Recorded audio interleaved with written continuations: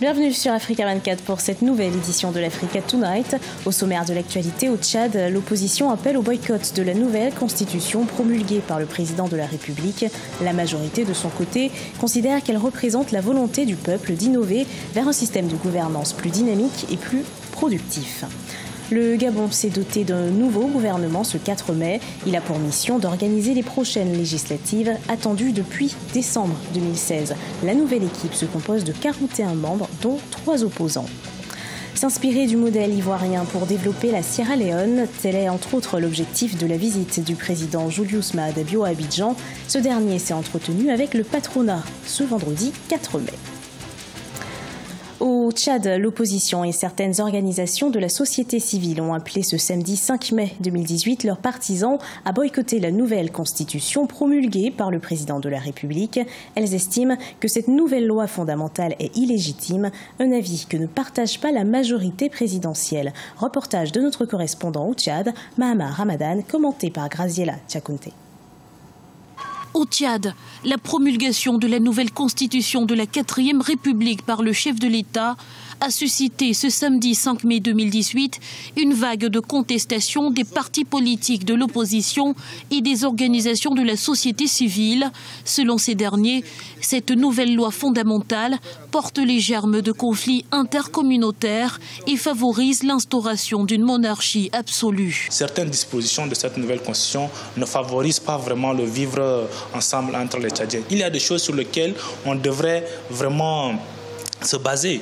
Par exemple, la question de la dia et consorts. Ce sont des choses qu'on devrait régler de manière claire. Mais là aussi, le législateur est resté un peu flou dans ces dispositions.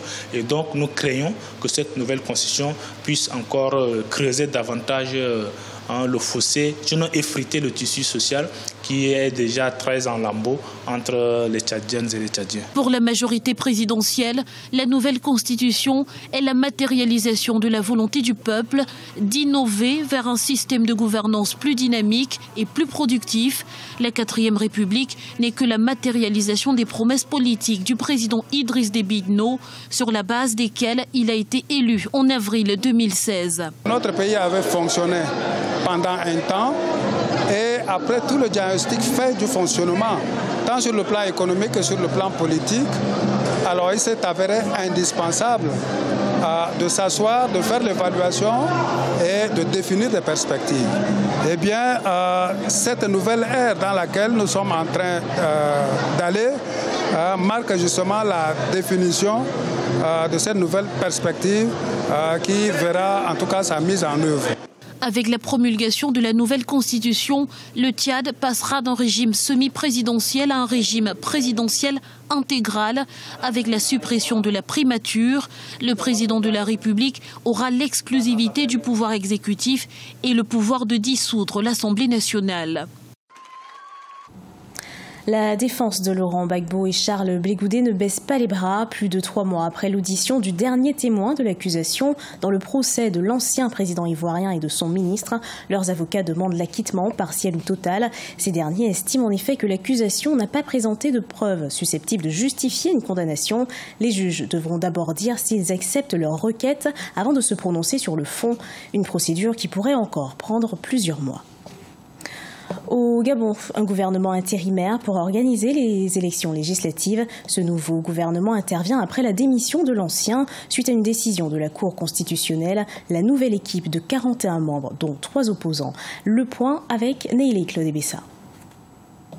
Un nouveau gouvernement a été mis en place au Gabon ce vendredi 4 mai, 3 jours après la démission de l'ancien gouvernement à la suite d'une décision de la Cour constitutionnelle. La nouveauté de cette équipe, c'est l'entrée de 3 opposants. Michel Menga Messonné à l'habitat, Jean de Dieu Moukani Iwangu à l'enseignement supérieur et David Badinga, ministre en charge du commerce. Des personnalités dont l'adhésion au gouvernement suscite débat dans la classe politique. Si la situation de notre pays, c'est-à-dire le Gabon, si cette situation n'était pas dramatique, je considérerais ce que fait le gouvernement actuellement, M. Ali Bongo et ses copines et ses copains, comme une situation ubuesque. Parce qu'ils ne gèrent pas le pays, ils gèrent des intérêts personnels. Et à partir de ce moment-là, vraiment, je n'ai rien à dire de consistant.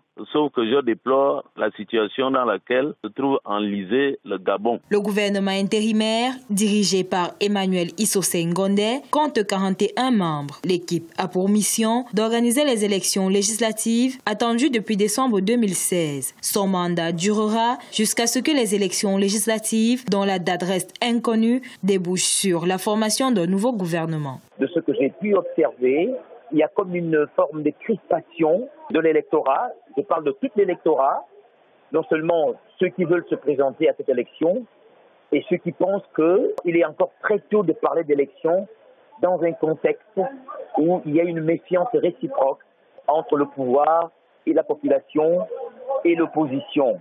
Il est difficile d'organiser une élection dans les conditions actuelles, si naturellement le but et de promouvoir la paix. Rappelons que la nomination du gouvernement de transition intervient après la démission de l'ancien gouvernement et la dissolution de l'Assemblée nationale suite à l'échec de l'organisation des élections législatives qui auraient dû se tenir au plus tard le 30 avril 2018 après 2 reports depuis décembre 2016. La Côte d'Ivoire et la Sierra Leone veulent renforcer leur collaboration bilatérale. En visite à Abidjan depuis ce 4 mai, le président Julius Maada Bio s'est rendu au siège de la Confédération générale des entreprises de Côte d'Ivoire. L'objectif, nouer des partenariats gagnant-gagnant. Explication dans ce reportage d'Olivier Conan, notre correspondant en Côte d'Ivoire. Vers un accroissement des échanges commerciaux entre la Côte d'Ivoire et la Sierra Leone, le président sierra-léonais Julius Maada Bio s'est rendu au siège de la CGCI, Confédération générale des entreprises de Côte d'Ivoire, afin d'échanger avec le patronat ivoirien sur le développement des échanges entre les deux pays. Élu le 31 mars 2018, le chef de l'État sierra-léonais veut s'inspirer de l'exemple de la Côte d'Ivoire et de son secteur privé pour développer son pays.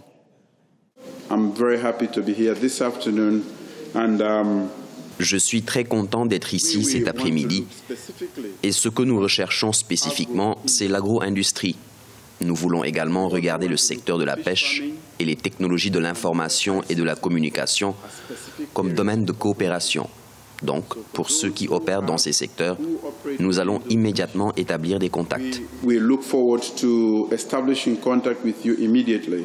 Les autorités ivoiriennes et le patronat sont disposés à renforcer les liens économiques entre les deux pays dans des partenariats gagnant-gagnant.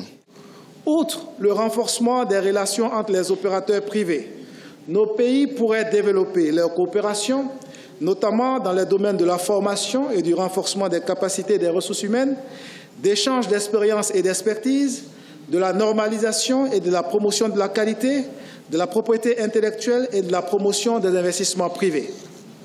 Notre pays possède des ressources humaines de qualité et un vivier d'hommes d'affaires expérimentés qui peuvent contribuer à la concrétisation et au renforcement des relations économiques entre nos deux pays dans une parfaite complémentarité. Les échanges commerciaux entre la Côte d'Ivoire et la Sierra Leone s'élèvent à 17 milliards de francs CFA. La balance est excédentaire au profit de la Sierra Leone qui exporte 13 milliards de francs CFA vers la Côte d'Ivoire et importe seulement pour 4 milliards de francs CFA de produits ivoiriens. Au Bénin, la gente féminine est de plus en plus présente dans les médias, un fait qui serait dû à la libéralisation de l'espace médiatique. Elle aurait favorisé la naissance de plusieurs organes de presse et suscité l'engouement des femmes pour le secteur. Reportage de notre correspondant au Bénin, Lefty Ounou. Au Bénin, la gente féminine s'illustre de plus en plus dans les médias. La libéralisation de l'espace médiatique a favorisé la naissance de plusieurs organes de presse et suscité l'engouement des femmes pour le secteur. Dès lors, les médias béninois enregistrent davantage la présence de femmes journalistes. Elles se retrouvent à la radio, à la télévision ou dans la presse écrite, s'affichent à tous les niveaux de la chaîne de production et de diffusion de l'information et occupent des postes de responsabilité. Sans avoir fait l'état des lieux en termes de nombre de femmes dans la presse, je dirais qu'il y a assez de femmes quand même dans le domaine de la presse, mais je dirais par contre qu'il y en a très peu qui s'illustrent vraiment dans les grands noms du journalisme. Et donc j'ai comme l'impression qu'elle manque d'audace et que le milieu est un peu macho aussi. À l'instar des femmes journalistes en Afrique, les femmes journalistes béninoises sont confrontées à de nombreuses difficultés dans l'exercice de leurs fonctions. Contraintes familiales et professionnelles sont entre autres les problèmes des femmes dans le métier du journalisme. 20 années d'expérience professionnelle dans la presse, ce n'est pas rien.